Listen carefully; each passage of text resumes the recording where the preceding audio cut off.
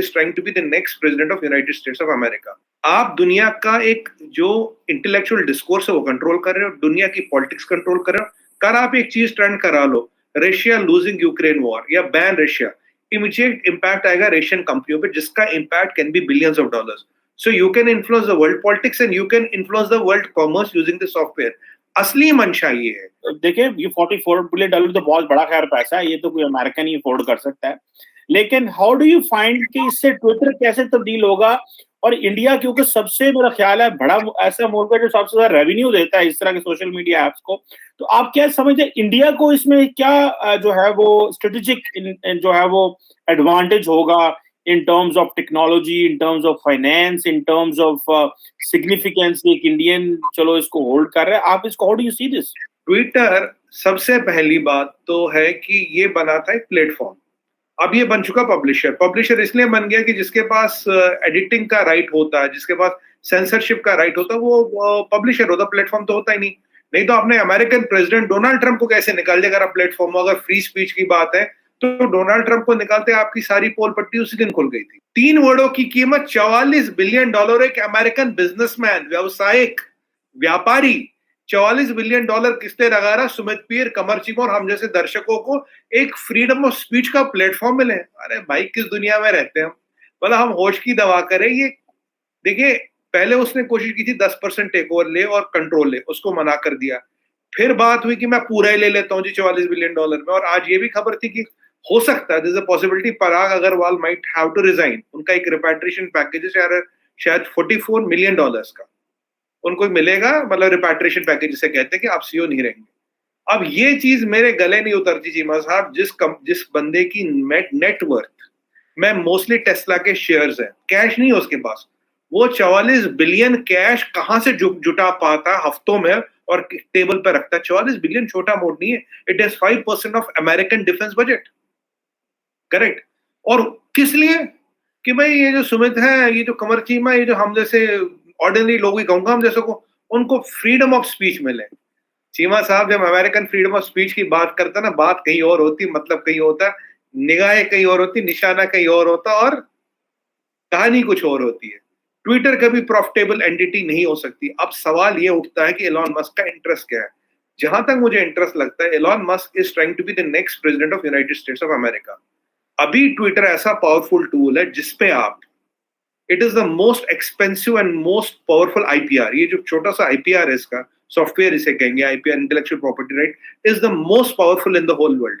सारे इन्फ्लुएंसर्स, सारे key decision makers इस पे है. You can swing the world opinion using this software. इसकी वैल्यू वहां है. $44 बिलियन उस चीज के. न ये बिजनेस है चीमा साहब, न ये प्रॉफिट है, न ये फ्रीडम ऑफ स्पीच है, तो बहाना है. अगर आपके पास इतना बड़ा टूल आ गया, आप तो कहीं का कुछ भी कर सकते हो.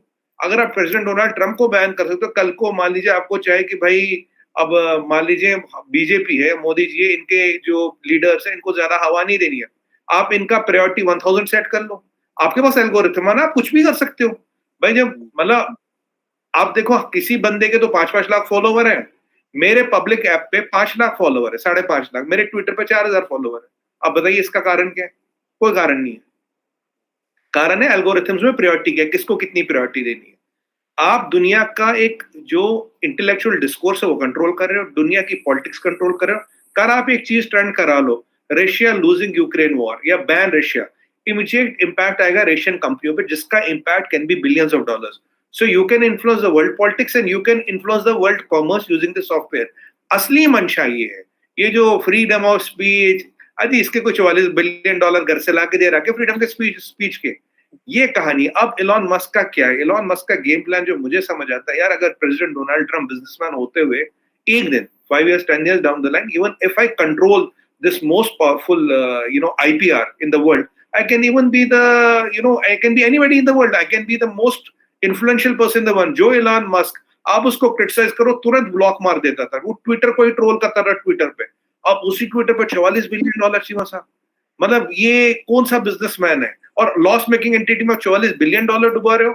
किस लिए? आप और हमें फ्रीडम ऑफ स्पीच मिले. एक और चीज मैं आपको बोलूंगा इससे, अब बहुत खतरनाक गेम हो गया चीमा साहब. मान लीजिए, एक इमेजिन कर लीजिए सिचुएशन, दुनिया का एक न्यूज़पेपर, एक टीवी चैनल, एक यूट्यूब चैनल, और जिसके पास वो दुनिया का मालिक है लिटरली, आप सोचिए, मान लीजिए दुनिया में एक यूट्यूब चैनल होता, एक टीवी चैनल होता और एक न्यूज़पेपर होता। जो उसका कल को मालिक चाहे जिस तरफ हवा घुमाए, जहां हवा घुमाए, घुमा सकता है। आज जरूरत आ गई है, हमारे नेशनल टी पे भी इस पे ज्यादा डिबेट शुरू नहीं हुई है। आज जरूरत आ गई है, every country should have its own handle. मैं तो कह रहा हूँ इंडिया का अपना होना चाहिए, पाकिस्तान का अपना होना चाहिए, चाइना का अपना होना, हर एक का अपना होना चाहिए। अगर आप एक आदमी पे भरोसे रहे, कल को वो आपके खिलाफ कौन सा तूफान खड़ा कर दे, कौन सी चीज खड़ी कर दे, कौन सी नया शगुफा खड़ा कर दे, कुछ नहीं पता। आज मुझे बताइए, अगर आज एक टीवी चैनल हो तो वो जो बोलेगा वो सच है, एक यूट्यूब चैनल हो, आप और हम तो यहाँ होते ही नहीं, एक न्यूज़पेपर हो, जो वो बोले सच है, ये मोनोपोली है। This is monopoly of the most powerful digital IPR of the world. नहीं तो $44 बिलियन कोई टेबल पे यूं ही नहीं रखता चीमा साहब। लोग खुश हो रहे, फ्रीडम ऑफ स्पीच। मैं, अरे भैया होश की दवा करो, तुम्हारे मेरे लिए $44 बिलियन कोई नहीं दे रहा। यहाँ $51 बिलियन श्रीलंका का डेट है, कंट्री खत्म होने को आ रही है, आदमी भीख मांग रहा है, उसे कोई $4 बिलियन का $2 बिलियन देने को तैयार नहीं इंडिया को छोड़ के। बाकी कह रहे $44 बिलियन में मैं एक सॉफ्टवेयर खरीद रहा हूं जिससे ना तुम्हें फ्रीडम ऑफ स्पीच मिलेगा। ओ भाई, मतलब हम लल्लू भी है तो कितने बड़े हैं। मतलब आप या तो दुनिया में आप सुरते समझते हो, पूरी दुनिया को बेवकूफ समझते हो। एक डेंजरस ट्रेंड है चीमा साहब। आपको याद होगा लास्ट एक डिबेट में मैंने कहा था, इलॉन मस्क का मैंने तब भी जिक्र किया था, उसका ट्विटर में क्या इंटरेस्ट है। जेफ बेजोस का ये वॉशिंगटन पोस्ट में, न्यूयॉर्क टाइम्स में, ये जो लॉस मेकिंग आइडेंटिटियां है, इनको खरीदने के पीछे बड़े बड़े इंडस्ट्रियल टाइकून्स की मंशा क्या है। You can never ever make money from this. ये it's not a money making machine, you will lose money. Still you are paying $44 billion for something which will lose money right, left and center।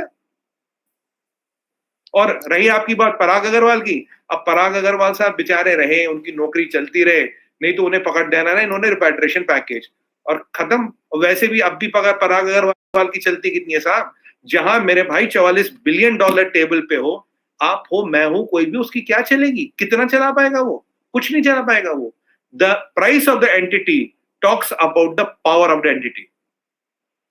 जी, बिल्कुल सही कहा आपने। ये this is something which is really important to unearth. इसको करना जो है वो बड़ा जरूरी है कि भाई व्हाट इज द, वो जो पीछे जो इसके थॉट क्या है, क्या वो प्रेसिडेंट ऑफ द यूएस बनना चाह रहा है, लॉस वाली जो आइडेंटिटीज हैं, जो एंटिटीज हैं, उनको क्यों खरीदा जा रहा है। ये सवाल तो बहुत बड़े हैं। अच्छा सुमित, तो ये बताइएगा, इस तरह आपने भी बात की कि हर एक मुल्क का एक अपना जो है वो एक प्लेटफॉर्म होना चाहिए। अगर इसी को ले लें, क्या आप समझते हैं कि स्टेट्स जो है, फॉर एग्जांपल अमेरिका एक डेमोक्रेसी है और बाय मेनी स्टैंडर्ड्स